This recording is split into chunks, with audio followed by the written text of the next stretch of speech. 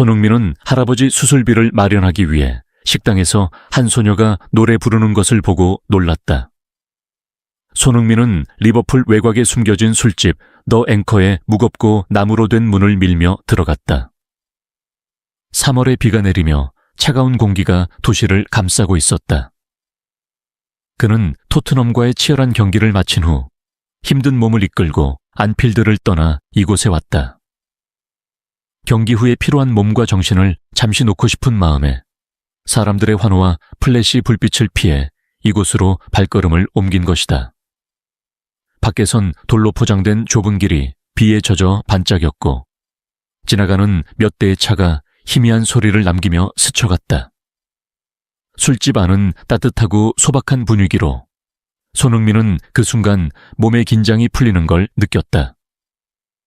나무로 된 벽은 곳곳에 오래된 흔적을 남기며 세월을 증명하는 자국들이 곳곳에 묻어 있었다. 바닥에는 미세한 맥주 향과 습기 있는 나무 냄새가 섞여 퍼지고 있었다. 천장에 매달린 오래된 전등들이 은은한 황색 불빛을 방 안에 뿌리며 수백 번 지나간 발자국을 비춘 반질반질한 바닥이 눈에 들어왔다. 한쪽 구석에서는 몇 명의 나이든 선원들이 원형 테이블에 앉아 거품이 넘치는 맥주를 손에 들고 이미 몇 번이고 반복했을 법한 바다 이야기들을 나누고 있었다.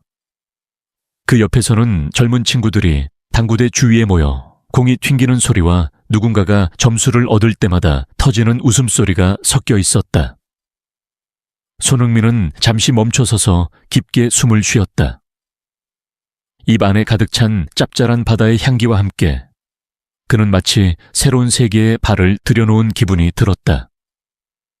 여기는 자신의 유명세나 7번 유니폼을 남긴 방이 아니라 그저 누군가가 되어 조용히 세상의 소리와 숨결을 들을 수 있는 곳이었다.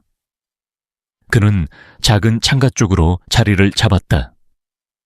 벽난로 옆에 구석진 작은 테이블이 그를 끌어당겼다. 그곳은 따뜻한 불빛이 은은하게 퍼져 가장 편안한 자리가 될 것 같았다. 그의 운동화가 나무 바닥에 가볍게 소리를 내며 다가갔다. 다소 낡은 가죽 의자에 앉으며 그는 벽에 기대어 주위를 살펴보았다. 오래된 노인 웨이터가 천천히 다가와 때 묻은 앞치마를 흔들며 맥주를 서빙했다. 손흥민은 고개를 끄덕이며 검은 맥주 한 잔을 주문했다. 웨이터는 아무 말 없이 고개를 끄덕이고 돌아갔다. 그는 잠시 혼자 남겨져 이곳의 분위기에 녹아들었다. 얼마 지나지 않아 그의 맥주가 테이블 위에 놓였다.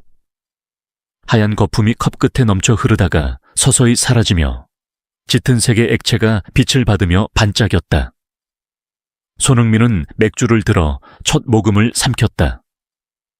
그 쓴맛은 입 안에 퍼지며 경기 후 남은 긴장감을 풀어주었다. 그는 컵을 내려놓고 손톱으로 나무 테이블을 가볍게 두드리며 주위를 살폈다. 처음엔 눈에 띄지 않았던 것들이 점차 눈에 들어오기 시작했다. 벽에 걸린 낡은 그림 하나가 눈에 들어왔다. 그림은 파도를 넘는 범선 한 척을 그린 것으로 색이 바래서 마치 그 자체로도 세월을 보내온 듯했다. 먼 구석의 나무 선반에는 술병들이 가득 쌓여 있었고 그 위에는 먼지가 두텁게 쌓여 있었다. 아마도 팔려는 것이 아니라 장식용으로 놓인 것일 것이다. 창가 근처에 있는 중년의 남자는 혼자 앉아 창밖의 비를 멍하니 바라보며 빈 잔을 돌리고 있었다. 근처에서 맥주를 따르던 젊은 여자도 있었다. 그녀는 바쁘게 잔을 닦고 있었지만 눈빛의 가슴 속 무언가 슬픔이 담겨 있었다. 선원들이 떠드는 소리와 함께 손흥민의 생각은 잠시 끊어졌다. 그는 작은 미소를 지었다. 웃음을 짓지는 않았지만 이곳의 생동감이 자신에게 다가오는 느낌을 받았다. 런던이나 서울에서 보던 화려한 모습과는 다른 진짜 리버풀의 모습이었다. 이곳은 그가 뉴스나 스크린을 통해 본 리버풀이 아니라 사람들의 이야기가 흐르는 곳이었다. 손흥민은 의자에 더 깊이 기대며 몸을 느슨하게 했다. 바깥의 비는 점점 세차게 내리고 창문을 타고 떨어지는 물방울 소리가 귓게 스며들며 술집 안의 소리와 함께 하나의 독특한 리듬을 만들어냈다. 그는 잠시 눈을 감았다. 자는 것은 아니었지만 그 순간의 평온함을 느끼고 싶었다. 스타 축구 선수도 수많은 사람들의 영웅도 아니고 그저 낯선 사람으로서 여기 앉아 있는 것만으로도 만족스러웠다. 손은 저절로 맥주를 다시 들었고 또한 모금을 마셨다.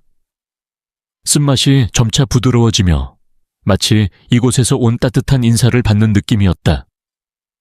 그는 맥주잔을 내려놓고 당구대 옆에 젊은 친구들을 보았다. 누군가가 공을 빗나갔고 친구들이 실망한 소리를 내며 웃고 있었다. 그 모습에 손흥민은 다시 한번 편안한 느낌을 받았다. 이곳은 그가 고향처럼 느낄 수 있는 곳이었다. 그는 더 이상 급하게 어디로 가야 한다거나 무엇을 해야 한다는 생각이 들지 않았다. 그냥 이 순간을 즐기고 싶었다. 주변의 소리와 사람들을 관찰하며 시간을 천천히 흘러가게 내버려 두고 싶었다. 옆의 벽난로에서 나는 틱틱 소리는 그에게 조용한 동반자처럼 때로는 큰 것보다 작은 것들 속에서 평온을 찾는 법을 알려주는 듯했다. 그는 깊게 숨을 쉬며 고향인 춘천에서 가족들과 벽난로 옆에 앉아 아버지가 꿈을 이야기하던 때의 기억을 떠올렸다. 그 꿈들이 결국 현실이 되었다는 것을 그는 알고 있지만 지금은 그런 꿈들에 대한 생각을 잠시 멈추고 싶었다. 그저 이 순간, 이 장소에 몰입하고 싶었다. 술집의 배서 웨이터가 기침을 하며 돌아오는 소리에 그는 현실로 돌아왔다. 웨이터는 새로운 손님에게 맥주를 따르고 있었다. 그가 서서히 돌아보며 맥주를 서빙하는 모습이 어딘가 다정하게 느껴졌다. 손흥민은 자신에게 고개를 끄덕이며 여기서의 시간을 즐기기로 했다. 주변 사람들의 이야기와 표정을 천천히 살펴보며 그저 이곳의 일부가 된 기분을 느꼈다. 이 순간 그는 자신도 몰랐지만 몇 분 후 이 밤의 의미가 완전히 바뀔 것이라는 것을 알지 못했다. 손흥민은 술집 더 앵커한 구석의 낡은 가죽 의자에 조용히 앉아 검은 맥주잔을 가볍게 돌리며 당구대에서 어울리는 젊은이들을 무심히 바라보고 있었다. 그때 갑자기 들려온 한 소리에 그의 생각이 끊겼다. 방 한쪽 은은한 노란 조명이 비추는 희미한 공간에서 맑고도 깊은 울림을 가진 노랫소리가 퍼져나왔다. 요란스럽지는 않았지만 술집을 가득 채운 왁자지껄한 웃음소리와 대화 사이를 뚫고 곧바로 그의 귀에 꽂혔다. 그는 고개를 들어 눈을 가늘게 뜨고 소리가 들려오는 곳을 바라보았다. 무대라고 부르기에도 초라한 나무 받침대 위, 그곳에 한 여자가 서 있었다. 갈색 머리는 헝클어진 채 어깨를 덮고 있었고 그녀가 품에 안은 낡은 기타는 줄이 바래고 군데군데 긁힌 흔적이 남아 있었다. 헐겁게 걸친 얇은 코트는 소매 끝이 닳아 있었고 발에는 먼지로 뒤덮인 해진천 운동화를 신고 있었다. 마치 길을 걷다가 우연히 이곳에 들어온 떠돌이 같았다. 하지만 그녀가 노래를 부르기 시작하자 모든 것이 변했다. 그녀의 목소리는 단순히 아름다운 것을 넘어 깊은 슬픔을 품고 있었다. 감정이 또렷이 실린 목소리는 멜로디를 따라 퍼져나가며 마치 아무도 알지 못하는 상실을 조용히 이야기하는 듯했다. 손흥민은 가슴이 순간적으로 뻐근해지는 걸 느꼈다. 테이블 위에서 리듬을 맞추던 손가락이 멈추었고 손에 든 맥주잔을 천천히 내려놓았다. 잔이 테이블 위에 닿자 촉촉한 물기가 둥근 자국을 남겼다. 그녀가 부르는 곡은 오래된 영국 민요였다. 비 내리는 부두를 떠나는 배들과 돌아오지 않는 누군가를 기다리는 사람들의 이야기가 담긴 노래였다. 그녀의 목소리는 단순히 듣는 것을 넘어 그 장면을 눈앞에 선명하게 그려지게 만들었다. 기교를 부리지도 화려하지도 않았지만 묘한 힘이 있었다. 그녀가 내뱉는 단어 하나하나가 마치 영혼 깊숙한 곳에서 길어 올린 것 같았고 그 속에는 슬픔과 희망이 뒤섞여 있었다. 손흥민은 몸을 벽에 기대고 눈을 감았다. 그녀의 목소리가 술집의 소음에서 그를 완전히 분리시키는 듯했다. 바람과 파도가 존재하는 오직 잔잔한 비와 외로운 이야기만이 남은 세계로 그를 이끌었다. 그는 그녀를 바라보았다. 그녀는 눈을 꼭 감고 살짝 찡그린 눈썹 사이로 감정을 가득 담은 얼굴을 하고 있었다. 마치 무대가 아닌 노래 속에 그곳에서 살아가고 있는 듯했다. 그녀는 단순히 부르는 것이 아니라 무언가를 토해내듯 노래하고 있었다. 그녀의 손가락은 기타줄을 탄탄하게 누르고 있었고 연주에는 숙련된 감각이 있었지만 가끔 감정이 지나치게 격해질 때마다 미세한 실수가 섞였다. 손흥민은 깊게 숨을 들이마셨다. 벽난로에서 타오르는 나무 향이 은은하게 퍼지고 맥주의 쌉싸름한 향이 코를 스쳤지만 그는 이제 그것조차 신경 쓰이지 않았다. 그의 온 감각은 오로지 그녀의 목소리에 집중되어 있었다. 그는 생각했다. 그녀는 누구일까? 왜 이토록 어린 나이에 이렇게 깊은 슬픔을 품고 있을까? 그리고 왜 그녀의 노래가 그동안 수없이 많은 음악을 들어온 자신에게 이렇게까지 강렬한 울림을 주는 것일까? 노래가 끝을 향해 가자 그녀의 목소리는 더욱 조용해졌고 마지막 멜로디가 사라지면서 술집 안에는 잠깐의 정적이 흘렀다. 몇몇 사람이 손뼉을 쳤지만 대부분의 손님들은 여전히 대화에 집중한 채 마치 아무 일도 없었던 것처럼 고개를 들지 않았다. 한쪽에서는 나이든 선원들이 계속 이야기를 나누고 있었고 당구대에서는 다시 시끌벅적한 웃음소리가 터져 나왔다. 마치 그녀의 목소리가 바람처럼 스쳐 지나간 것처럼 누구도 깊이 새기려 하지 않았다. 손흥민은 불쾌함을 느꼈다. 노래가 별로였던 것이 아니라 사람들의 무관심이 그를 답답하게 했다. 그는 그녀를 바라보았다. 그녀는 눈을 뜨고 무대에서 내려오며 기타를 벽에 기대놓고 테이블 한쪽에 둔 작은 깡통을 들었다. 그리고 조용히 사람들 사이를 돌기 시작했다. 그녀가 걸을 때마다 낡은 신발이 삐걱거렸고 깡통을 내밀었지만 대부분의 사람들은 그녀를 거들떠보지도 않았다. 창가에 앉아있던 할머니가 조용히 몇 개의 동전을 건넸고 그녀는 가볍게 고개를 숙였다. 하지만 그 순간 벽난로 옆에 앉아있던 술에 취한 한 남자가 비웃듯 큰 소리로 그녀를 조롱했다. 고양이 우는 소리 같구만. 남 귀찮게 하지 말고 집에 가는 게 어때? 손흥민은 손에 힘을 주었다. 차가운 맥주잔을 감싼 손가락에 힘이 들어가며 손톱이 유리 표면을 긁었다. 화가 치밀었지만 그는 억지로 참았다. 이곳은 낯선 술집이었고 불필요한 관심을 끌고 싶지 않았다. 그는 그녀를 바라보았다. 그녀는 아무런 말도 하지 않았다. 그저 고개를 숙인 채 계속 걸었다. 이미 익숙한 듯한 모습이었다. 깡통에서 나는 동전 소리는 너무나 희미했고 금세 주변에 시끄러운 소음에 묻혀버렸다. 손흥민은 다시 맥주를 들이켰다. 쌉싸름한 맛이 더 깊어져 있었다. 그는 알았다. 그녀는 유명해지기 위해 노래하는 것이 아니었다. 돈을 위해서도 아니었다. 무언가 더 깊은 이유가 그녀를 저 무대 위로 서게 만들고 있었다. 그의 시선은 여전히 그녀를 쫓았다. 젊은이들 무리가 있는 곳에서 한 남자가 동전을 던졌다. 일부러 바닥에 떨어뜨리며 비웃는 웃음을 터뜨렸다. 그녀는 천천히 몸을 숙여 동전을 주었다. 그녀의 머리카락이 얼굴을 가렸지만 그의 눈에는 그녀의 떨리는 손이 분명히 보였다. 그는 몸을 앞으로 기울였다. 마치 자리에서 일어설 것처럼. 하지만 그는 다시 등을 기대었다.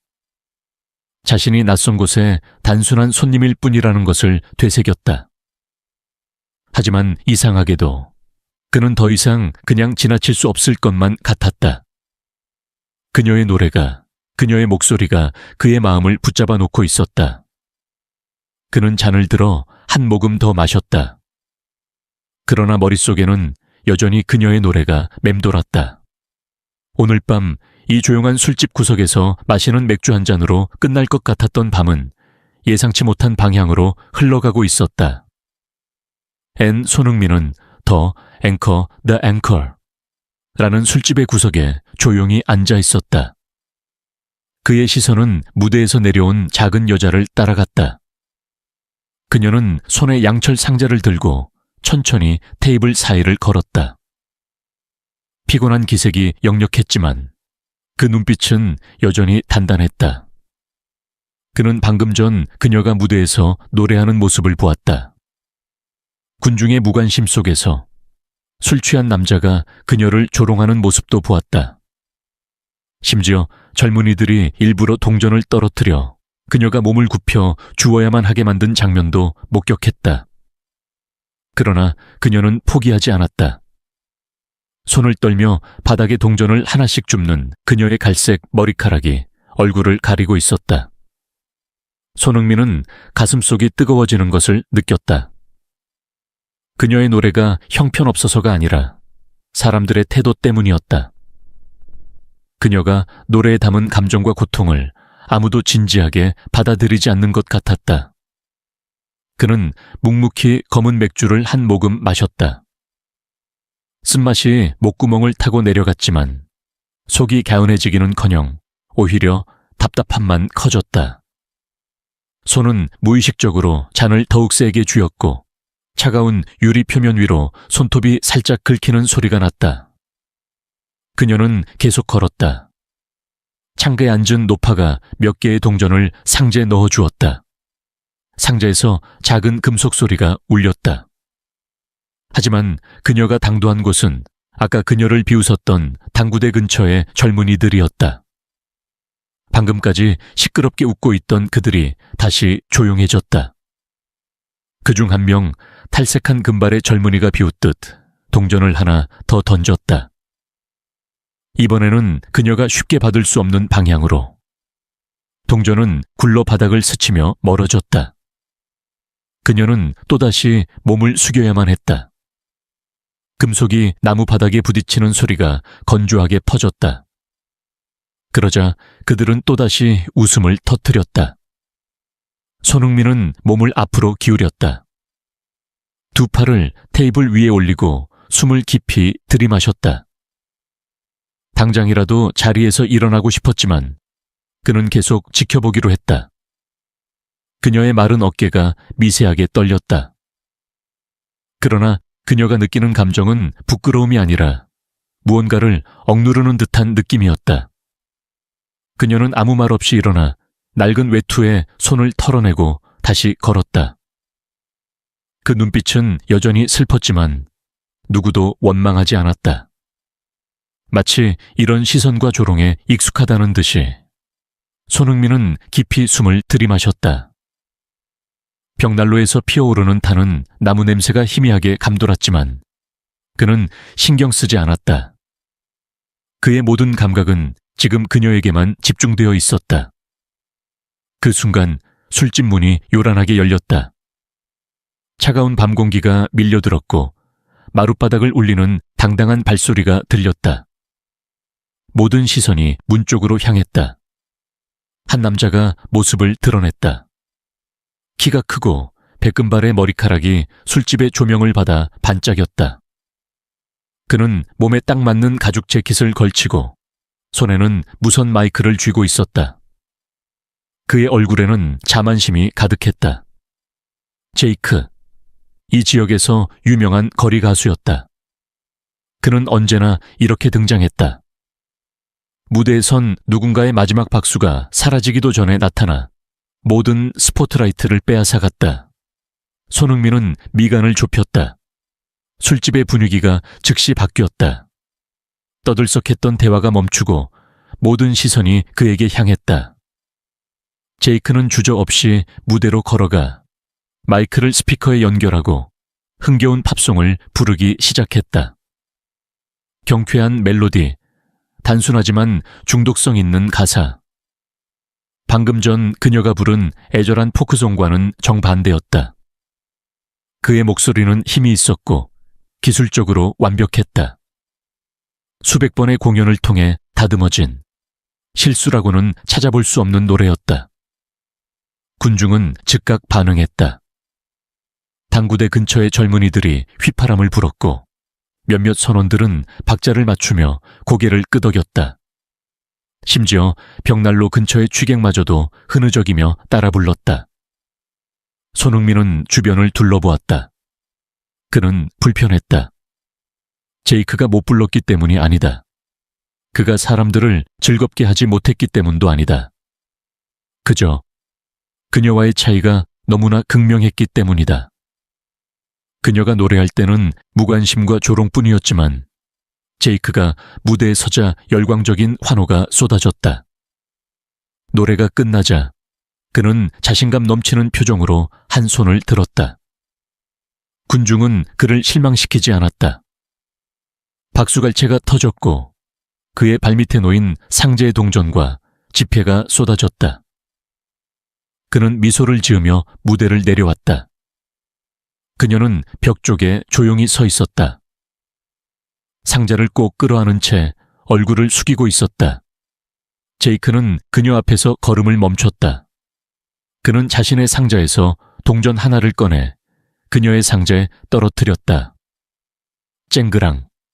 그리고 조소 어린 미소를 지었다. 그 순간 술집 안에 있던 사람들은 다시 한번 웃음을 터뜨렸다. 누군가는 손가락으로 그녀를 가리키며 킬킬댔고 누군가는 작은 목소리로 수군거렸다. 손흥민은 맥주잔을 더욱 세게 쥐었다. 손가락 마디가 희게 변할 정도로. 그는 그녀를 바라보았다. 그녀는 고개를 더 깊이 숙였다. 그녀의 손이 흔들렸다. 하지만 그녀는 아무 말도 하지 않았다. 그녀는 반박하지도 반항하지도 않았다. 그저 조용히 몸을 돌려 벽에 기대어 놓았던 낡은 기타를 향해 걸어갔다. 제이크는 다시 군중을 향해 돌아섰다. 그의 테이블은 이미 젊은이들로 둘러싸여 있었다. 칭찬과 돈이 그에게 쏟아졌다. 손흥민은 천천히 숨을 내쉬었다. 그는 더 이상 참을 수 없었다. 그녀가 부른 노래는 그의 마음을 울렸다. 그녀의 떨리는 어깨는 그가 지나온 길을 떠올리게 했다. 그리고 그는 깨달았다. 이대로 앉아만 있을 수는 없다고. 어떤 식으로든 그는 이 상황을 그냥 지나칠 수 없었다. 손흥민은 리버풀의 작은 펍, 더 앵커의 구석진 자리에 조용히 앉아 있었다. 그의 시선은 제이크에게 조롱당한 어린 소녀에게서 한순간도 떨어지지 않았다. 그녀는 지금 벽에 기대어 서 있었고 텅 빈 깡통을 꼭 끌어안은 채 어깨를 떨고 있었다. 희미한 노란 조명이 그녀의 마른 몸을 비추고 있었고 바 근처에 앉은 제이크는 여전히 크게 웃으며 그의 깡통에 동전이 떨어지는 소리를 들으며 만족스러운 표정을 짓고 있었다. 하지만 손흥민은 이제 그에게 관심이 없었다. 그의 머릿속에는 오직 그녀뿐이었다. 처음으로 그녀의 노래를 들었을 때 가슴 깊이 울려 퍼진 그 감정이 아직도 사라지지 않았다. 그는 검은 맥주를 한 모금 마셨다. 씁쓸한 맛이 목을 타고 넘어갔지만 방금 전 본 장면에 대한 불쾌한 감정을 가라앉히지는 못했다. 손가락이 낡은 나무 테이블 위를 가볍게 두드렸다. 화가 나는 감정을 억누르려는 무의식적인 행동이었다. 그녀는 다시 천천히 사람들 사이를 돌아다니기 시작했다. 헤어진 천 신발이 나무 바닥을 스치는 소리가 들렸다. 그녀는 묵묵히 깡통을 사람들에게 내밀었지만 그 눈빛에는 희망이 없었다. 오직 지친 체념과 익숙한 인내만이 남아있었다. 손흥민은 깊이 숨을 들이마셨다. 벽난로에서 나는 타는 나무 냄새가 코를 스쳤다. 현실로 돌아온 듯한 기분이었다. 그리고 그녀가 그의 테이블을 지나가려는 순간 그는 가볍게 손짓했다. 크지 않은 동작이었지만 그녀의 발걸음을 멈추게 하기엔 충분했다. 그녀는 조용히 고개를 들었다. 짙은 갈색 눈동자가 예상치 못한 표정을 띠고 있었다. 이 시끄러운 술집에서 누군가가 자신을 직접 부르는 일은 드물었기 때문일까? 손흥민은 몸을 살짝 앞으로 기울이며 팔꿈치를 테이블 위에 올렸다. 낮고 부드러운 목소리로 그녀에게 이름을 물었다. 그의 눈빛에는 호기심이 깃들어 있었지만 거기에는 따뜻함도 함께 있었다. 그녀는 아주 작은 목소리로 대답했다. 이 시끄러운 공간에서는 거의 들리지 않을 만큼 작았다. 릴리. 그리고는 다시 고개를 숙였다. 그녀의 손은 마치 방어벽이라도 되는 듯 깡통을 더욱 꼭 끌어안았다. 손흥민은 조용히 고개를 끄덕였다. 그녀가 낯선 이 앞에서 얼마나 위축되어 있는지 느낄 수 있었다. 하지만 그는 멈추지 않았다. 그녀에게 왜 노래를 부르는지 물었다. 왜 이렇게 어린 소녀가 무대 위에서 차가운 시선과 조롱을 견디며 노래해야 하는지 궁금했다. 릴리는 잠시 망설였다. 그녀의 손가락 마디가 하얗게 질릴 정도로 깡통을 세게 쥐었다. 그리고 마침내 그녀는 입을 열었다. 처음에는 떨리는 목소리였지만 점점 더 단단해졌다. 그녀는 자신의 외할아버지 아서에 대해 이야기했다. 그는 한때 리버풀에서 유명한 배를 만드는 장인이었고 평생을 바쳐 대서양을 건너는 전설적인 배를 만들어 왔다고 했다. 하지만 이제 그는 폐질환을 앓고 있었다. 조선소에서 수년간 성면 가루를 마신 탓이었다. 릴리는 조용히 말을 이었다. 그를 살리기 위해 필요한 수술비는 그녀가 감당하기엔 너무 컸다. 하지만 아서는 자존심 강한 사람이었다. 평생 두 손과 머리로 일해온 사람이었기에 누구의 도움도 받으려 하지 않았다. 자신이 짐이 될 수 없다는 이유에서였다. 손흥민은 그녀의 이야기를 조용히 들었다. 그의 눈빛은 깊은 연민으로 물들었다. 그는 한국에서 부모님이 얼마나 힘들게 일했는지, 그리고 자신이 아무것도 할 수 없었던 어린 시절을 떠올렸다. 릴리는 계속해서 이야기했다. 아서는 자신이 이렇게 노래를 부르며 돈을 모으고 있다는 사실을 알지 못한다고 했다. 만약 알게 된다면 그는 분명 몹시 화를 낼 것이었다. 당장 멈추라고 할 것이 뻔했다. 릴리의 목소리는 점점 작아졌고 그녀의 눈에는 눈물이 맺혔다. 하지만 그녀는 끝까지 울지 않았다.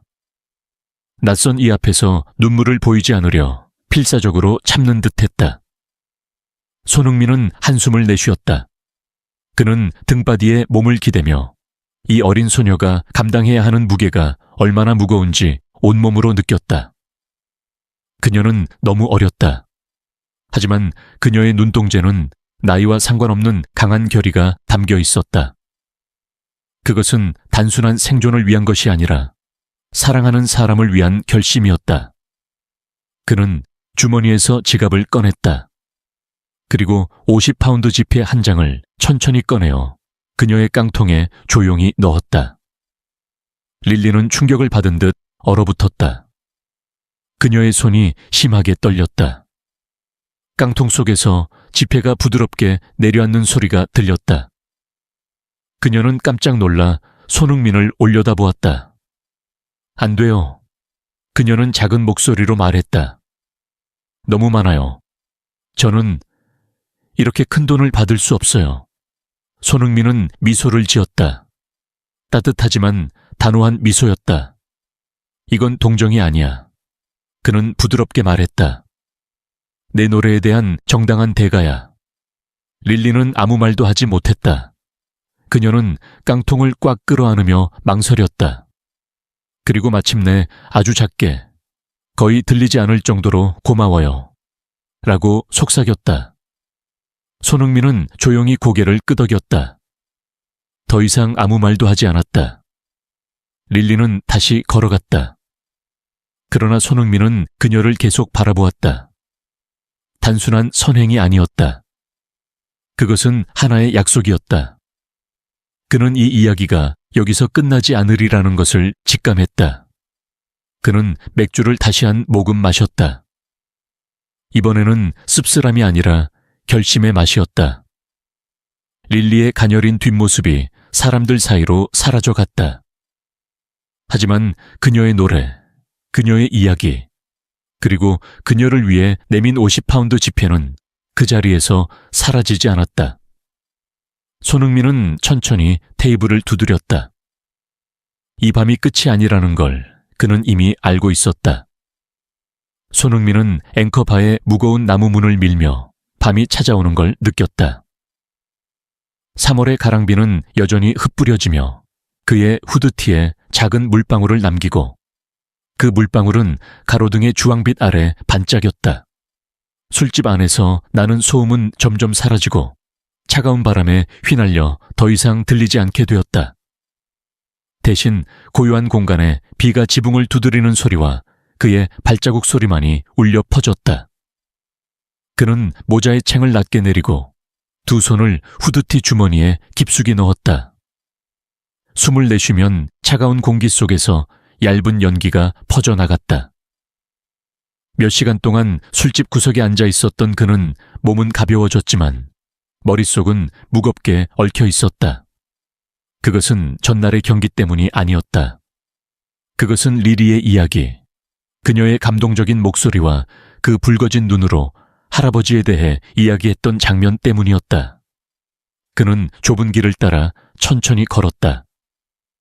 거리의 집에서 나오는 불빛은 희미하게 비추어 도로 위에 물이 번지게 하여 오래된 자갈길의 흔적들을 부각시켰다. 그의 호흡은 규칙적이었지만 한 걸음 한 걸음마다 새로운 생각이 떠올랐다.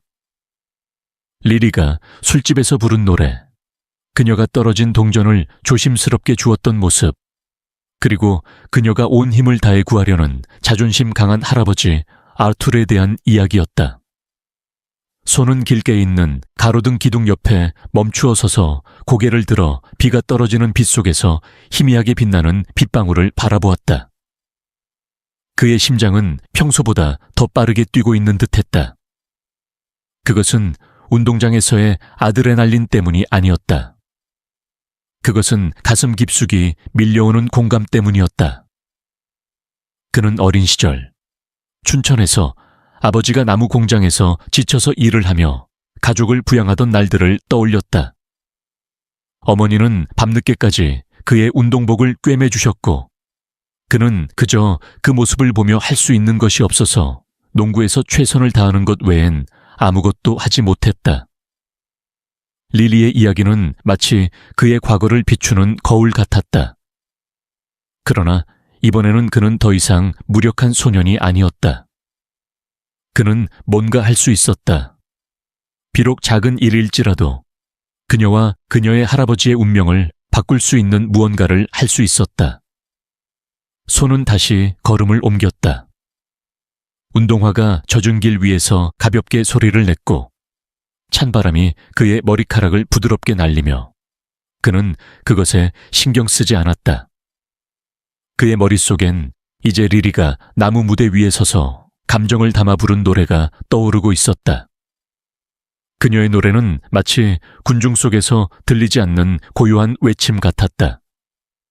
그는 그녀가 감사하며 고맙다는 말을 전할 때 자신이 50파운드를 그녀의 통에 넣었던 순간을 떠올렸다. 그녀가 고마워하며 미소 지은 얼굴을 떠올리며 그는 알았다. 그것은 충분하지 않다는 것을. 그것만으로는 아서를 구할 수 없고 그녀의 얇은 어깨에 짐을 덜어줄 수 없으며 무엇보다도 자존심 강한 한 남자를 구할 수 없었다. 손은 다시 멈추어 서서 닫힌 상점의 차가운 벽에 등을 기대었다. 그의 눈은 어두운 하늘을 향해 있었다. 구름이 두꺼워서 달빛마저 가리고 있었고 그는 느꼈다. 이제 리버풀을 떠날 수 없다. 뭔가 더 해야 한다. 그는 리리의 이야기가 이렇게 조용히 끝나게 두고 싶지 않았다. 술집의 사람들처럼 그녀의 노래가 잊혀지는 모습을 보고 싶지 않았다. 깊게 숨을 들이쉬며 비와 섞인 짠 바다 냄새가 코를 자극했다. 그것은 그의 생각을 더 맑게 해줬고 마침내 그의 머릿속에 아이디어가 떠올랐다. 그것은 아직 명확하지 않았지만 충분히 강력해서 그의 몸을 똑바로 세우게 했다. 그는 주머니에서 휴대폰을 꺼냈다. 전화 화면이 어두운 밤 속에서 희미하게 빛났다. 그의 눈이 살짝 좁혀지며 빠르게 연락처를 넘겼고 톰이라는 이름에서 멈췄다. 그는 몇 년 전 런던에서 자선 행사에 함께 참여했던 음악가 친구였다. 톰은 유명한 인디밴드에서 활동했었고 이제는 자율적인 삶을 살며 작은 공연들을 이어가고 있었다. 손은 톰이 조직 능력이 뛰어나고 늘 도움의 손길을 내밀 준비가 되어 있다는 걸 알았다. 그는 전화를 걸었다. 고요한 밤에 전화벨 소리가 울리기 시작했다. 그 한 소리가 그의 마음속 긴장감을 더 끌어올렸다. 그리고 마침내 톰이 전화기를 받았다. 그의 목소리는 저음으로, 그러나 깜짝 놀란 기색이 섞여 있었다. 손은 말없이 바로 본론으로 들어갔다. 릴리의 이야기, 그녀의 노래, 할아버지의 이야기, 그리고 그가 생각한 아이디어. 그것은 바로 무언가 큰 걸 하고 싶다는 것이었다. 톰은 그의 이야기를 들으며 간헐적으로 하고 맞장구를 쳤고 결국 바로 동의했다. 그 아이디어 너무 좋다. 나는 음악 담당을 맡을 수 있고 친구들을 더 불러와서 도와줄 수 있다. 그런 공연은 실현할 가치가 충분하다. 손은 전화기를 향해 고개를 끄덕이며 가슴속에서 홀가분함이 밀려오는 걸 느꼈다. 그는 나중에 다시 연락하겠다고 말하고 전화를 끊으며 입가에 가벼운 미소를 지었다. 그는 멈추지 않고 다시 연락처를 넘겨갔다. 이번에는 엠마라는 이름을 찾았다. 토트넘에서 만났던 지역 기자였다. 그녀는 빠르고 정확하게 이야기를 전파할 수 있는 능력을 가진 날카로운 여성이었다. 그는 그녀에게 전화를 걸었다. 전화벨이 울리고 이번엔 그녀가 더 빨리 받았다. 조금 피곤한 목소리였지만 그녀는 여전히 맑은 목소리로 그를 알아차렸다. 손은 다시 릴리의 상황을 간단히 설명하며 이번에 할 수 있는 일은 비밀 공연을 통해 그녀를 도와주는 것이라고 말했다. 엠마는 잠시 말을 멈추고 그리고는 그 아이디어를 좋아한다고 말했다. 내가 기사를 쓸 수 있어. 리버풀에서 특별한 목소리를 가진 여자가 있다는 소문을 퍼뜨릴 수 있을 거야. 하지만 너무 많이 노출시키지 않도록 하겠지. 손은 그녀에게 감사 인사를 전하고 전화를 끊었다. 그의 손은 아래로 떨어졌고 휴대폰은 다시 그의 주머니 속으로 들어갔다. 두 통의 전화가 그에게 이 중요한 첫걸음을 내딛게 했다고 생각했다. 그는 똑바로 일어나 벽에서 떨어져 나왔다. 호텔로 가는 길을 계속 걸었다. 비는 여전히 내리고 있었지만 이제 그에게는 더 이상 차갑지 않았다. 오히려 그 비는 이제 그의 조용한 동반자가 되어 그가 변화시킬 수 있다는 것을 상기시켜주고 있었다. 그는 릴리의 모습을 떠올리며 언젠가는 더 큰 무대에서 그녀가 사람들에게 진심으로 인정받는 모습을 상상했다. 그리고 아서 그녀의 할아버지. 그는 아직 만나본 적은 없지만 그녀의 말을 통해 그를 상상할 수 있었다. 그는 자존심 강한 남자였고 단지 돈만으로는 구할 수 없는 사람이었다. 그는 그가 여전히 가치를 지닌 존재임을 믿게 될 수 있어야 했다. 손은 발걸음을 더 빠르게 옮기며 그의 숨결이 비와 함께 섞였다. 그 한 걸음 한 걸음은 그의 결심을 확고히 만들어주고 있었다. 나는 릴리가 혼자 싸우지 않도록 할 것이다. 그는 그렇게 다짐하며 이 아이디어를 현실로 만들 것임을 알았다. 그것이 얼마만큼의 노력과 시간이 들더라도 그는 그녀를 도울 수 있는 방법을 찾을 것이다. 그리고 그는 손흥민은 다시 한번 The Anchor 술집의 나무 문을 밀어 열었다. 안에서 새어나오는 희미한 노란 불빛이 그의 얼굴을 비추었고 그는 문턱을 넘으며 여전히 내리고 있는 가랑비의 차가운 기운을 함께 들여왔다. 리버풀의 밤 공기는 축축했고 비에 젖은 돌길이 그의 발밑에서 은은한 빛을 반사하고 있었다. 그는 하루 종일 고민하며 톰과 엠마와 짧은 메시지를 주고받으며 계획을 세웠고 이제 다시 이곳으로 돌아왔다. 어젯밤처럼 조용함을 찾기 위해서가 아니었다. 이번엔 릴리를 만나기 위해서였다. 그를 가만히 두지 못하게 했던 그 애절한 목소리의 주인공, 그 소녀를. 술집 내부는 여전히 변함이 없었다. 세월의 흔적이 깃든 낡은 나무벽, 희미하게 풍겨오는 맥주의 향과 벽난로에서 타오르는 장작 냄새, 창가에 앉아 시끌벅적하게 웃고 떠드는 늙은 선원들의 목소리, 그리고 저 멀리 당구대 위에서 공이 부딪히는 소리가 어우러져 있었다. 손흥민은 모자창을 낮게 내리고 후드티 주머니에 손을 넣은 채 빠르게 사람들 사이를 지나갔다. 눈길을 돌려 릴리를 찾았다. 하지만 그녀는 어젯밤처럼 무대 위에 서 있지 않았다.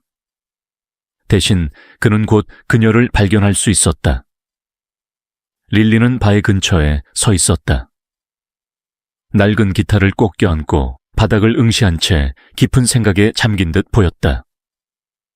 그녀의 옆 테이블 위에는 기부금을 받는 양철 상자가 놓여 있었지만 안에는 겨우 몇 개의 동전만이 흩어져 있을 뿐이었다. 손흥민은 깊이 숨을 들이마셨다. 그녀를 본 순간 마음속의 결심이 더욱 단단해졌다. 너무 어린 소녀가 이렇게 큰 짐을 짊어지고 있다는 사실이 그를 더 이상 가만히 두지 않았다. 그녀가 더 이상 이 무심한 사람들 속에서 홀로 버티게 할 수는 없었다. 그는 천천히 다가갔다. 운동화가 나무 바닥을 스치는 소리가 희미하게 들렸다. 그녀 앞에서 멈춰 서더니 살짝 손짓하며 그녀가 고개를 들도록 유도했다. 릴리는 눈을 들어 그를 바라보았다. 예상치 못한 방문에 놀란 듯한 눈빛이었다. 그녀의 손이 기타를 더욱 세게 움켜쥐었지만 도망치진 않았다. 그저 조용히 그가 말하길 기다렸다. 손흥민은 배 한쪽 팔꿈치를 기대고 낮은 목소리로 말했다. 내일 밤 너를 데려가고 싶은 곳이 있어. 노래를 부르지 않아도 돼. 그냥 와서 보기만 하면 돼. 그는 주머니에서 작은 초대권을 꺼냈다. 연한 푸른색 종이 위에 더 캐번 클럽이라는 글씨가 선명하게 새겨져 있었다. 그곳은 과거 비틀즈가 처음으로 무대를 올랐던 곳, 전설이 시작된 곳이었다. 그는 그 초대권을 그녀 앞에 내려놓고 손가락 끝으로 종이를 톡톡 두드렸다. 릴리는 천천히 고개를 숙여 그것을 바라보았다. 미간이 살짝 좁혀지고 눈동자가 흔들렸다. 그녀는 본능적으로 기타를 더 꼭 쥐었다. 그리고 고개를 들어 조용하지만 단호한 목소리로 물었다. 왜요? 그녀의 목소리에는 의심과 혼란이 뒤섞여 있었다. 왜 저한테 이런 걸 해주는 거죠? 저는 그냥 여기서 노래를 부를 뿐이에요. 아무도 신경 쓰지 않는데. 손흥민은 미소를 지었다. 가벼운 미소였지만 진심이 담긴 미소였다. 넌 충분히 그럴 자격이 있어. 그는 부드러운 눈빛으로 그녀를 바라보며 말했다. 너의 목소리는 이런 구석진 술집에 갇혀 있기엔 너무 아까워. 그저 한 번만 와서 보면 돼. 노래하지 않아도 돼. 아무것도 하지 않아도 돼. 그냥 와서 느껴봐. 릴리는 입술을 질끈 깨물었다. 가느다란 손가락이 초대권의 모서리를 망설이듯 스쳤다. 그녀는 작게 중얼거렸다. 그런데 하루라도 노래를 쉬면 외할아버지를 위해 돈을 모을 수가 없어요. 지금 저한텐 동전 하나하나가 중요해요. 손흥민은 고개를 끄덕였다. 그녀의 불안과 두려움을 이해할 수 있었다. 하지만 그는 포기하지 않았다. 단 하루만이야. 그의 목소리는 더 낮아졌지만 더욱 단호해졌다. 내가 약속할게. 후회하지 않을 거라고. 가끔은 익숙한 곳을 벗어나야 새로운 희망을 찾을 수 있어. 그는 그녀의 눈을 깊이 들여다보았다. 릴리 역시 그를 바라보았다. 그녀의 눈동자는 갈등이 스쳤다. 책임감과 기대감이 충돌하고 있었다. 한참 후 그녀는 길게 숨을 내쉬며 손끝으로 테이블을 꼭 쥐었다. 그리고 거의 알아차릴 수 없을 정도로 조그맣게 고개를 끄덕였다. 손흥민은 미소를 지었다. 그는 돌아서려 했다. 그녀에게 더 깊이 고민할 시간을 주기 위해서. 하지만 그 순간 출입문 근처에서 낯익은 실루엣이 눈에 들어왔다. 제이크였다. 백금발이 이마를 덮고 있었고 가죽 재킷은 어둠 속에서 반짝였다. 그는 문 옆에 기대어 맥주잔을 들고 있었다. 시선은 손흥민과 릴리를 향해 있었다. 그리고 그는 천천히 입꼬리를 올렸다. 손흥민은 발걸음을 멈췄다. 속에서 불편한 감정이 차올랐다. 제이크는 아무 말 없이 맥주를 한 모금 마셨다. 하지만 그의 눈길은 초대권으로 향했다. 그 모든 순간이 불길한 신호처럼 느껴졌다. 그리고 제이크는 조용히 몸을 돌려 군중 속으로 사라졌다. 손흥민은 깊게 숨을 들이마셨다. 더 이상 벽난로의 따뜻한 나무 냄새도 희미한 맥주 향도 그를 편안하게 하지 못했다. 오히려 이번 계획이 생각보다 더 어려운 길이 될지도 모른다는 생각이 들었다. 그는 다시 한번 릴리를 보았다. 그녀는 여전히 초대권을 손에 쥔 채 그것을 바라보고 있었다. 하지만 이번에는 그녀의 눈빛이 조금 달라 보였다.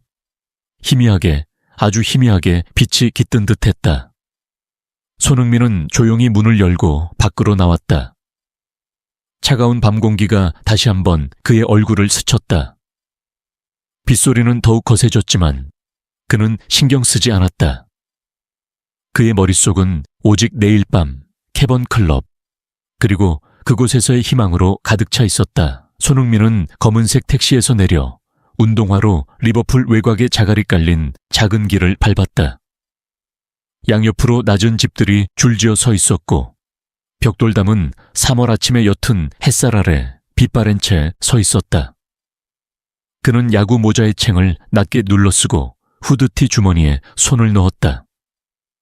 밤사이 내린 비의 흔적이 남아있는 서늘한 공기 속에서 그의 숨결이 옅은 연기처럼 퍼져나갔다. 그의 시선은 집들을 훑으며 17번을 찾았다.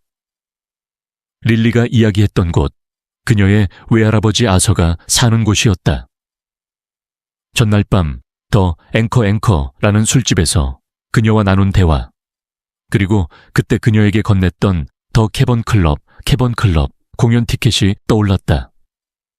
하지만 그는 단순히 릴리를 돕는 것으로 끝낼 생각이 없었다. 그녀의 외할아버지 아서에게도 손을 내밀어야 했다. 자존심 강한 그 노인은 손녀의 도움조차 거부하고 있었다. 손흥민은 멈춰 섰다. 낡은 붉은 벽돌집, 시간의 흔적이 선명한 창틀과 노랗게 바랜 커튼, 거칠고 어두운 갈색 나무문, 그리고 문 옆에 달린 녹슨 황동 명패에 새겨진 17이라는 숫자가 눈에 들어왔다. 그는 깊게 숨을 들이마셨다. 저 멀리 항구에서 불어오는 바닷바람에 비에 젖은 흙 냄새가 뒤섞여 있었다. 결심이 더욱 확고해졌다. 릴리를 떠올렸다. 그녀의 노래를 떠올렸다. 그리고 그녀가 온 힘을 다해 지키려 하는 한 사람, 아서를 떠올렸다. 그는 주먹을 가볍게 쥐고 문을 두드렸다. 너무 세지도 너무 약하지도 않은 노크 소리가 아침의 정적을 깼다. 문 너머에서 천천히 다가오는 발소리가 들렸다. 피곤한 걸음걸이. 오랜 세월 무거운 짐을 짊어지고 살아온 사람의 걸음 같았다. 문이 살짝 열렸다. 문 너머로 마주한 남자는 말랐고 듬성듬성한 흰머리가 이마를 덮고 있었다. 창백한 푸른빛이 감도는 눈동자는 날카롭지만 지쳐 있었다. 세월이 새긴 깊은 주름과 거친 피부. 그는 인생의 무게를 고스란히 안고 있는 사람이었다. 아서가 문턱에 서서 손흥민을 위아래로 훑어보았다. 낯선 사람이 이른 아침 자신의 문을 두드리는 것이 몹시 낯설다는 듯한 표정이었다. 손흥민은 살짝 미소를 지었다. 부드럽지만 단호한 목소리로 자신을 소개했다. 손이라고 합니다. 선생님의 이야기를 들었습니다. 선생님이 만든 배들, 선생님의 손에서 탄생한 걸작들. 리버풀의 역사를 만들어 온 뛰어난 장인이라고요. 아서의 눈썹이 찌푸려졌다. 문을 잡은 그의 손가락이 살짝 힘을 주었다. 그게 무슨 소리요? 그의 목소리는 쉰 듯 거칠었다. 내 일은 오래전에 끝났어. 이제 아무도 내 이야기를 하지 않네. 손흥민은 고개를 끄덕였다. 서두르지 않았다. 그렇지 않습니다. 그의 눈빛은 부드러우면서도 흔들림이 없었다. 선생님 같은 장인의 손길은 결코 잊히지 않습니다. 저는 선생님이 최고의 목수라고 들었습니다. 그리고 지금 선생님의 도움이 필요합니다. 도움? 아서는 눈을 가늘게 떴다. 의심과 흥미가 뒤섞인 시선. 다운타운의 극장에서 작은 프로젝트를 진행 중입니다. 선생님께서 나무의 질을 평가해 주시면 좋겠습니다. 나 같은 늙은이가 그걸 왜 하지? 아서는 낮게 퉁명스럽게 내뱉었다. 이제 망치도 제대로 못 잡을 손인데. 손흥민은 조심스럽게 한 걸음 다가섰다. 부담스럽지 않게, 하지만 분명하게. 선생님께서 직접 작업하실 필요 없습니다. 그저 보시고 의견을 주시면 됩니다. 그는 미소 지으며 말했다. 한평생 쌓아오신 경험은 그 어떤 젊은 장인도 따라갈 수 없습니다. 아서의 입술이 살짝 떨렸다. 그는 한동안 아무 말 없이 손흥민을 바라보았다. 그가 진심인지 아니면 단순한 빈말을 하는 것인지 확인하려는 듯. 그리고 마침내 그가 한숨을 내쉬었다. 어깨가 살짝 내려갔다. 그는 아무 말 없이 문을 조금 더 열었다. 손흥민은 천천히 안으로 들어섰다. 문턱을 넘자마자 오래된 나무와 기름 냄새가 은은하게 퍼졌다. 그의 눈앞에 작은 거실이 펼쳐졌다. 소박하지만 정돈된 공간. 벽에는 오래된 배들의 사진이 걸려 있었고 선반 위에는 섬세하게 조각된 나무배 모형들이 놓여 있었다.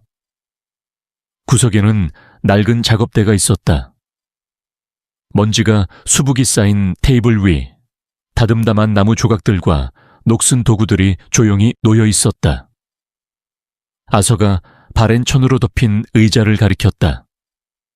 그는 주방 쪽으로 가 낡은 주전자에서 커피를 따라 2개의 머그잔을 들고 왔다. 느린 동작이었지만 손끝은 여전히 정확했다.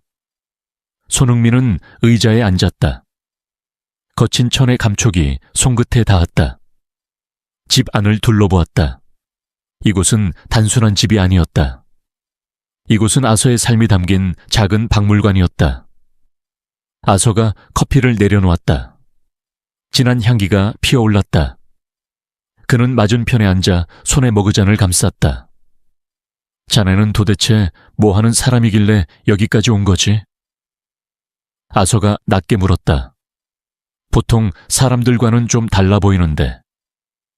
손흥민은 커피를 한 모금 마셨다. 쓴맛이 혀끝을 감쌌다. 그는 잔을 내려놓고 천천히 말했다. 어젯밤 릴리를 만났습니다. 아서의 손이 움찔했다. 손흥민은 계속했다. 그녀가 부르는 노래를 들었습니다. 그리고 그녀가 선생님을 위해 얼마나 많은 걸 하고 있는지도요. 아서의 얼굴이 굳었다. 잔을 쥔 그의 손이 하얗게 질렸다. 릴리는 그런 짓을 할 필요 없어. 그의 목소리가 떨렸다. 나는 그런 식으로 그녀가 희생하는 걸 원하지 않아. 손흥민은 조용히 아서를 바라보았다. 그건 그녀가 선택한 길입니다. 그의 목소리는 부드러웠지만 단호했다. 선생님은 그녀의 전부입니다. 그러니 그녀도 선생님을 지키고 싶어 하는 거죠. 아서가 천천히 고개를 돌렸다. 그의 시선이 오래된 사진 속 배에 닿았다. 그리고 아주 조용히 그는 속삭였다. 내가 할 수 있는 게 있을까? 손흥민은 미소 지었다. 한번 가보시죠. 아서가 천천히 고개를 끄덕였다. 손흥민은 리버풀의 유명한 소극장, 더 캐번 클럽의 무대 뒤에서 조용히 서 있었다. 희미한 무대 조명이 앞쪽에서 어슴푸레하게 새어나와 그의 얼굴을 비추었고 그는 가득 찬 객석을 바라보았다. 은은한 황금빛 조명 아래 관객들의 웅성거리는 소리는 좁은 공간 안에서 파도처럼 울려 퍼졌다. 오늘 밤은 그가 지난 이틀간 시간을 쫓아 달려온 결과였다. 더 앵커 펍에서 릴리를 만났던 순간, 오래된 아파트에서 아서와 나눈 대화, 그리고 톰과 엠마와 주고받은 메시지들까지 그의 아이디어가 현실이 되기 위해 필요한 모든 과정이 지나갔고 이제 모든 준비가 끝났다. 이제 남은 것은 릴리가 무대에 올라 그녀 자신의 이야기를 바꾸는 일이었다. 손흥민은 모자의 챙을 살짝 내리고 후디 주머니에 손을 넣은 채 조용히 숨을 골랐다. 긴장감을 감추려 했지만 그의 가슴속은 조용히 요동치고 있었다. 단순히 많은 사람들 앞에 서야 한다는 부담감 때문이 아니었다. 그는 릴리가 아무것도 모른다는 것을 알고 있었다. 오늘 밤이 단순한 공연 관람이 아니라 그녀가 빛날 수 있는 기회라는 걸 그녀는 전혀 예상하지 못했다. 객석은 기대감으로 가득 차 있었다. 낡은 나무 의자들이 빽빽하게 놓여 있고 사람들은 어깨를 맞대고 앉아 있었다. 거칠고 강인한 얼굴을 한 지역 주민들, 호기심 어린 눈빛을 한 젊은 뮤지션들, 모두가 한 가지 소문에 이끌려 이곳에 모였다. 엠마가 퍼뜨린 소문, 리버풀에서 아직 발견되지 않은 천사의 목소리가 이곳에서 울려 퍼질 것이라는 이야기였다. 손흥민은 무대 뒤쪽 커튼 틈으로 객석을 바라보았다. 그리고 그 순간 릴리가 아서와 함께 들어오는 모습을 보았다. 그녀는 익숙한 낡은 코트를 걸치고 있었고 손에는 오래된 기타를 꼭 안고 있었다. 그녀의 짙은 갈색 눈동자가 넓게 열리며 가득 찬 객석을 바라보았다. 그녀의 얼굴에는 놀라움과 당혹스러움이 교차했다. 도대체 왜 손흥민이 그녀를 여기에 데려온 것인지 이해할 수 없다는 듯했다. 아서 역시 조용히 주변을 둘러보았다. 그는 약간 구부정한 자세로 걸으며 벽에 새겨진 나무 조각들을 손끝으로 가볍게 훑었다. 마치 이곳의 구조와 질감을 평가하는 듯한 표정이었다. 그의 옅은 푸른 눈이 순간 반짝였지만 그는 아무 말 없이 릴리를 따라 객석 앞쪽으로 걸어갔다. 손흥민은 천천히 숨을 들이마셨다. 그들이 무사히 도착한 것을 확인하자 약간의 안도감이 밀려왔다. 하지만 그는 알았다. 이제부터가 진짜 어려운 순간이라는 것을.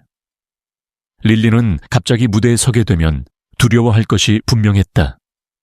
그녀는 도망치려고 할 것이다. 그리고 그는 여기 있어야만 했다.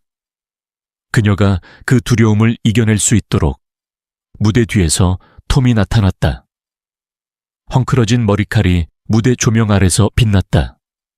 그는 손흥민의 어깨를 가볍게 두드리며 말했다. 모든 준비 끝났어.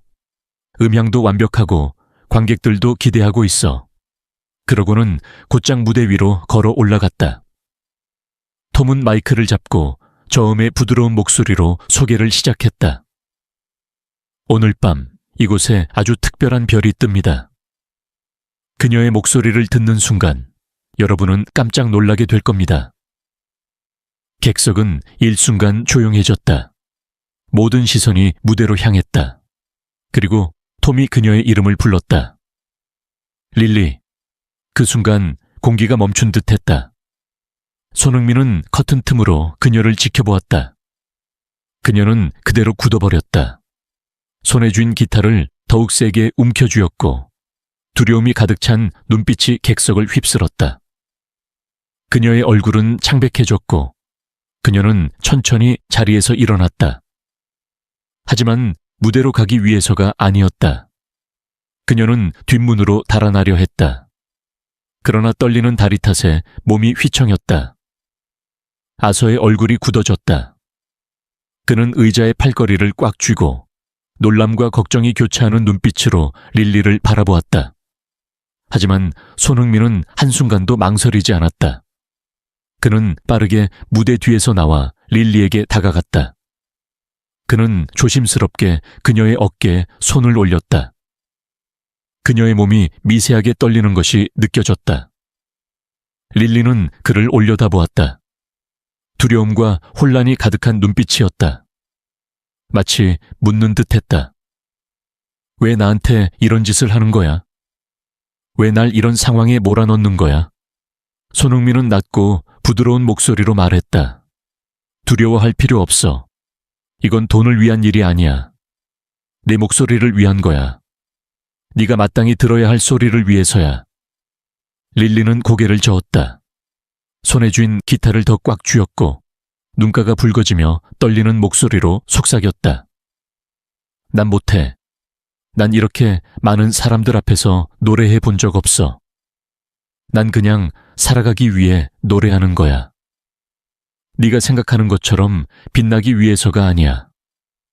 손흥민은 여전히 그녀를 바라보며 부드럽지만 단호한 목소리로 말했다. 넌 그냥 여기 서서 노래하면 돼. 우리가 더 앵커에서 함께했던 그 순간처럼. 그때 넌 나를 멈춰서서 듣게 만들었어. 그때 갑자기 객석에서 시끄러운 소리가 들려왔다. 이런 우울한 노래 따윈 듣고 싶지 않아. 익숙한 목소리였다. 제이크였다. 그는 헝클어진 백금발 머리를 흔들며 손에 맥주잔을 들고 있었다. 그의 눈빛은 차가웠고 그는 소리쳤다. 이런 애가 아니라 내가 무대를 장악해야 한다고. 관객들 사이에서 웅성거림이 커졌고 일부는 웃었지만 일부는 그를 불편하게 쳐다보았다. 제이크는 무대 위로 올라가려 했지만 무대 뒤에서 대기하던 경호원들이 빠르게 나와 그를 저지했다. 그는 저항했지만 이내 객석 밖으로 끌려나갔다. 손흥민은 그를 바라보며 화가 치밀었지만 지금 중요한 건 릴리였다. 그는 다시 그녀를 바라보았다. 그녀는 여전히 떨고 있었지만 그의 말에 마음이 흔들린 듯했다. 그녀는 깊게 숨을 들이쉬었다. 손이 떨렸지만 그녀의 눈빛은 점점 변하고 있었다. 그리고 마침내 그녀는 천천히 고개를 끄덕였다. 손흥민은 조용히 뒤로 물러나며 그녀를 지켜보았다. 그녀는 조심스레 무대 위로 걸어갔다. 희미한 조명이 그녀를 비추었고 관객들은 숨을 죽였다. 릴리는 기타를 잡고 마이크를 손끝으로 스치듯이 만졌다. 그리고 천천히 눈을 감았다. 그녀는 노래하기 직전 그녀만의 힘을 찾고 있었다. 손흥민은 캐번 클럽에서 뛰고 있으며 현재도 이 클럽에서 활약하고 있다. 무대 조명이 희미하게 커튼 틈새를 통해 비추며 그의 얼굴을 비췄고 그는 릴리가 무대에 올라가는 모습을 지켜보았다. 그녀의 오래된 은색 천신발이 나무 바닥에 닿을 때마다 손에 들린 낡은 기타를 꼭 안고 두 눈을 꼭 감은 채로 마음속 깊은 곳에서 힘을 끌어내려고 하는 듯 보였다.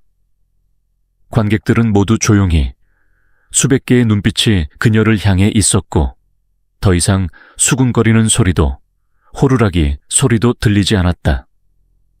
모든 사람은 조용히 좁은 극장의 공간에서 새로운 목소리, 새로운 이야기를 받아들일 준비를 하고 있었다. 손은 깊게 숨을 쉬었다. 나무의 오래된 냄새와 군중의 숨결이 섞여 그가 느끼는 긴장감이 여전히 사라지지 않았다. 자케가 보안 요원에게 끌려나갔고 그는 리리가 두려움을 이겨내고 이곳에 서게 만들었다는 것을 알았다. 손의 주머니 속 손이 꽉 움켜쥐어진 채 그는 눈을 떼지 않았다. 리리가 기타를 내려놓고 가느다란 손으로 마이크를 쥐며 떨리는 목소리로 노래를 시작했다. 그녀의 목소리는 처음엔 작고 부드럽게 마치 속삭이듯 공간을 가로지르며 그녀가 앵커 술집에서 부른 그 영국 민속 노래가 다시 울려 퍼졌다. 그러나 이번에는 이전과는 다른 힘과 감정이 담겨 있었다.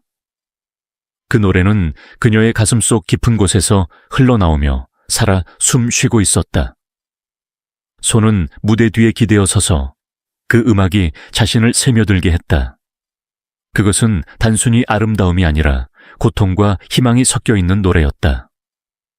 마치 떠나는 배와 그 배를 기다리는 사람들의 이야기를 들려주는 듯한 느낌이었다. 그리고 그녀의 노래는 단지 가사를 넘어서 그 감정을 직접 전달하는 힘을 가졌다. 관객들이 서서히 변화하기 시작했다. 지역 주민들의 굳은 얼굴, 젊은 음악가들의 호기심 가득한 눈빛들이 그녀를 향해 집중되었다. 그들은 이 노래가 완벽해서가 아니라 그 노래가 진실되기 때문에 매료되었다. 리리는 점점 더 강렬하게 노래를 이어갔고 처음의 떨림은 사라지고 손은 마이크에서 떨어져 기타를 안고 그녀의 손가락이 기타줄을 자연스럽게 넘기며 때때로 음이 틀어지기도 했지만 그것이 서투름 때문이 아니라 그녀가 그 노래 속에서 살아가고 있다는 사실이었고 그 고통과 사랑을 한 한 음에 쏟아내고 있었다. 손은 객석을 살펴보았다. 아서가 무대 근처의 자리에 앉아 있었다. 그의 몸은 약간 구부러져 있고 연한 파란색 눈은 크게 뜨여 있었다. 처음에는 그녀가 왜 여기 서 있는지 이해하지 못하는 듯 했으나 그의 눈빛은 점차 부드러워졌고 그가 자랑스러워하는 모습이 나타났다. 그는 자신의 손녀가 부르는 노래가 단순히 외침이 아니라 진정한 재능임을 깨달은 것이다. 관객들은 점점 더 리리의 목소리에 푹 빠져들었고 몇몇은 눈을 감고 몇몇은 고개를 끄덕이며 그녀의 노래에 맞춰 몸을 흔들었다. 기타의 부드러운 반주는 그녀의 목소리와 어우러져 그녀의 목소리는 조금은 거칠어졌지만 그 거칠음이 오히려 노래를 더욱 깊고 진실되게 만들었다. 마치 완벽한 그림 위에 아름다운 상처처럼 그 노래는 사람들의 마음을 울렸다. 손은 가슴이 따뜻해지는 느낌을 받았다. 그것은 축구장에서 느끼는 아드레날린의 흥분 때문이 아니었다. 오히려 그는 리리가 무대 위에서 자신을 찾고 있다는 것을 알았다. 그녀가 더 이상 단순히 살아남기 위해 노래하는 것이 아니라 자신을 위해 노래하고 있었고 그 노래를 통해 자신이 가진 가치를 느끼고 있었다. 노래는 끝에 가까워졌고 그 멜로디는 점점 더 느려졌으며 가사는 간결해졌고 이제는 오직 기타 소리만이 공간을 가득 채웠다. 마지막 음이 공기 중으로 퍼져나가자 극장은 깊은 침묵에 잠겼다. 아무도 박수를 치지 않았고 아무도 말을 하지 않았다. 마치 모두가 리리가 전달한 감정에 갇힌 듯 했다. 손은 몸을 똑바로 펴며 그의 눈은 빛났다. 그는 이 순간이 자신이 바라던 것, 자신이 싸워서 만들어낸 것이라는 느낌을 받았다. 그러다 갑자기 한 구석에서 박수가 터져 나왔다. 천천히 그것은 관객들 속으로 퍼져나가 결국 장엄한 박수와 함께 환호가 터져 나왔다.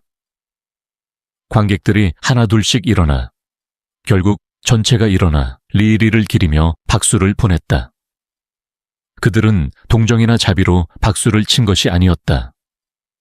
그들은 진정으로 그녀를 들었고 그녀의 목소리에서 진실을 느꼈기 때문이었다.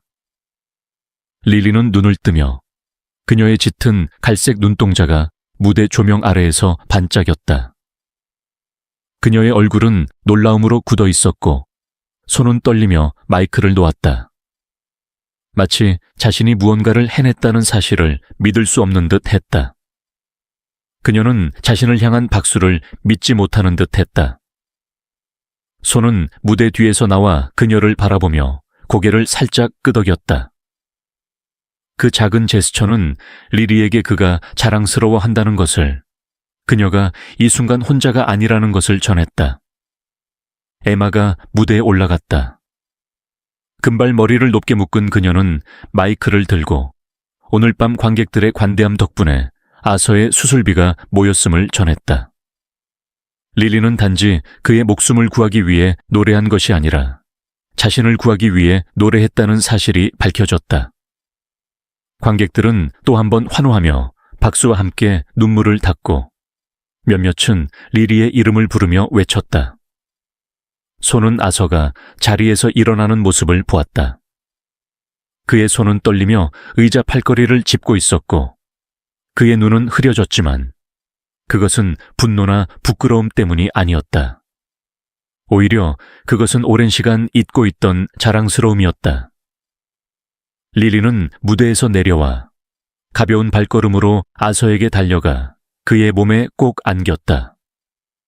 그녀는 그를 꽉 안으며 얼굴을 그의 어깨에 묻었다. 눈물이 흘러내렸지만 그녀는 그것을 닦지 않았다. 아서드는 그녀를 꼭 안아주며 손녀의 등을 가볍게 두드렸다. 그의 목소리는 떨리며 무언가를 속삭였지만 손은 그것을 들을 수 없었다. 그러나 그는 그 속삭임이 감사의 말임을, 그리고 그가 오랫동안 믿지 않았던 것을 인정하는 말임을 알았다. 아서드는 고개를 들어 사람들 속에서 손을 찾았다. 그는 손에게 다가가 그의 손을 잡았다. 그의 거칠고 두꺼운 손이 손의 손을 잡을 때 아툴의 눈빛은 밝아졌고 그는 말하기 시작했다. 너는 나를 구한 것뿐만 아니라 리일리도 구해줬다. 너는 내가 오래전에 믿지 못했던 것을 보여줬다.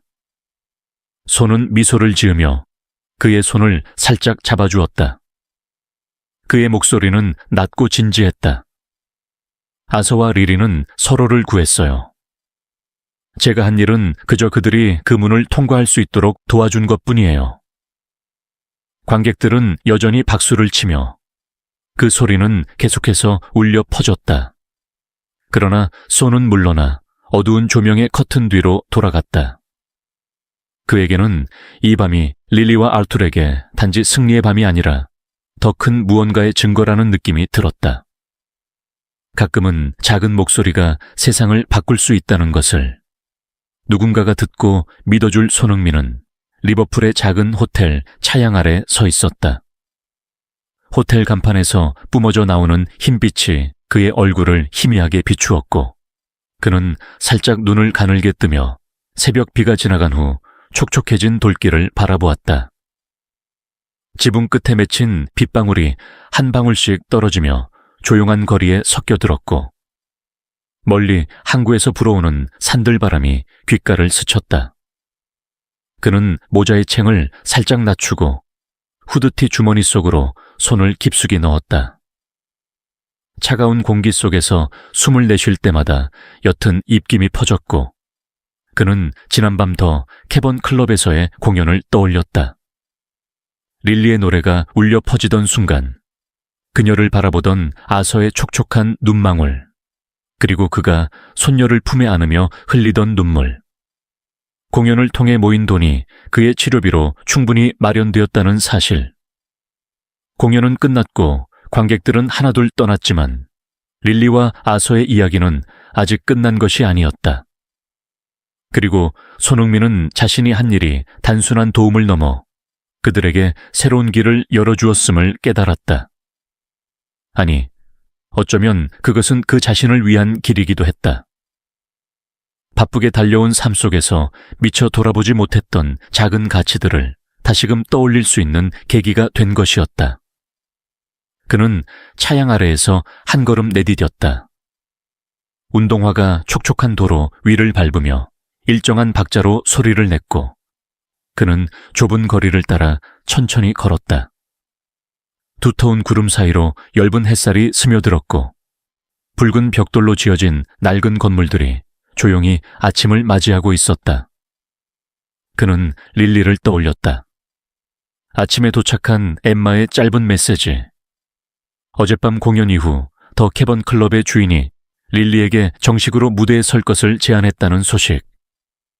더 이상 생계를 위한 무대가 아니라 자신의 꿈을 펼칠 수 있는 무대. 과거 전설적인 밴드들이 그러했듯 그녀 역시 이곳의 역사 일부가 될 기회를 얻었다. 손흥민은 미소를 지었다. 어쩌면 웃음이라고 부르기에는 미묘한 움직임이었지만 그는 릴리가 다시 무대에 서는 모습을 상상했다. 이제 그녀는 더 이상 떨지 않을 것이다. 걱정 어린 눈빛으로 동전 깡통을 쥐지도 않을 것이다. 그저 자신이 원하는 음악을 온전히 자신의 목소리로 노래하는 한 명의 아티스트로서 무대에 설 것이다. 그는 걸음을 늦추며 가로등 앞에서 멈춰 섰다. 손끝으로 낡은 기둥을 쓸어내리며 멀리서 들려오는 항구의 파도 소리를 들었다.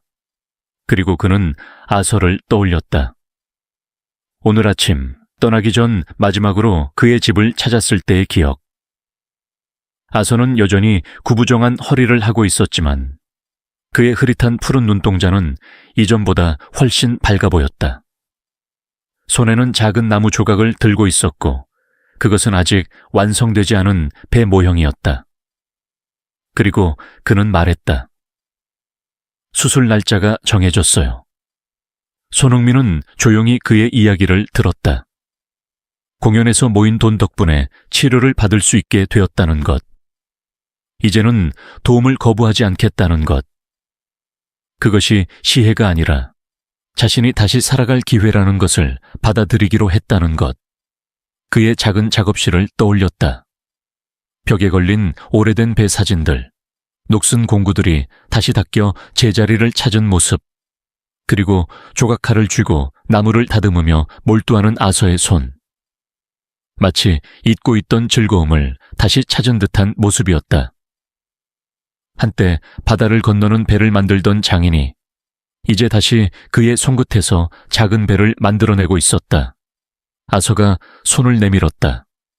거칠고도 따뜻한 손이 그의 손을 감쌌다. 당신 덕분이에요. 손흥민은 고개를 저으며 대답했다. 아니요. 당신과 릴리가 함께 해낸 일이죠. 저는 그저 길을 밝혔을 뿐이에요. 집을 떠나기 전 아서는 그에게 작은 배 모형을 건넸다. 정교한 나무 조각으로 만들어진 말없이 전하는 감사의 선물이었다. 손흥민은 다시 발걸음을 옮겼다. 주머니 속에서 손끝이 나무배의 매끈한 표면을 더듬었다. 그리고 마지막 메시지를 떠올렸다. 엠마가 보낸 릴리의 공연 소식. 이번엔 그 누구의 부탁도 그 어떤 이유도 아니었다. 오로지 그녀 자신의 선택이었다. 그녀는 더 이상 거리에서 방황하는 소녀가 아니었다. 이제 그녀는 자신의 목소리를 믿기 시작했다. 자신이 단순한 유랑 가수가 아니라 진정한 뮤지션이라는 것을 깨닫기 시작했다. 그는 길가의 나무 벤치에 앉았다. 햇살이 어깨 위로 내려앉았고 따뜻함이 천천히 퍼져갔다. 그는 몸을 기댄 채 하늘을 바라보았다. 구름이 느리게 흘러가며 더 밝은 햇살이 얼굴 위로 내려앉았다. 그리고 그는 생각했다. 처음 더 앵커에서 릴리의 노래를 들었던 밤. 소란스러운 술집 속에서 그녀의 목소리가 그의 발길을 멈추게 했던 순간. 냉소와 조롱 속에서도 마이크를 쥐었던 그녀의 손. 그리고 마침내 가슴 깊이 노래를 부르던 무대 위의 그녀. 그리고 와서 과거를 움켜쥔 채 스스로를 고립시켰던 손. 이제는 다시 도구를 쥐고 삶을 조각하기 시작한 손. 그리고 자신. 이 모든 것이 단순한 선행이 아니었다. 그것은 그 자신에게도 소중한 가르침이었다. 때로는 바쁜 삶 속에서도 멈춰 서서 귀 기울이고 작은 행동으로 변화를 만들어낼 수 있다는 것을. 그는 자리에서 일어났다. 신발이 바닥을 밟으며 다시금 리듬을 만들었다. 그는 기차역을 향해 걸었다. 런던으로 돌아가야 했다. 다시 훈련과 경기의 일상으로 돌아가야 했다. 하지만 이제 그는 알았다. 이 도시의 일부는 영원히 그의 마음속에 남을 것이라는 것을. 릴리의 목소리와 아서의 손길과 그리고 더 캐번 클럽의 밤. 그는 깊이 숨을 들이마셨다. 바닷바람과 차가운 공기가 폐를 가득 채웠다. 하지만 그의 가슴속은 따뜻했다. 그는 누군가를 단순히 도운 것이 아니었다. 그들이 스스로를 구할 수 있도록, 다시 걸어갈 수 있도록 만든 것이었다. 기차가 천천히 출발했다. 바퀴가 선로를 따라 굴러갔다. 창밖으로 리버풀이 점점 멀어졌다. 그는 눈을 감았다. 그리고 다시금 릴리의 노래가 머릿속에 떠올랐다. 그것은 단순한 멜로디가 아니라 희망과 믿음, 그리고 여전히 세상 속에 남아있는 따뜻함에 대한 이야기였다.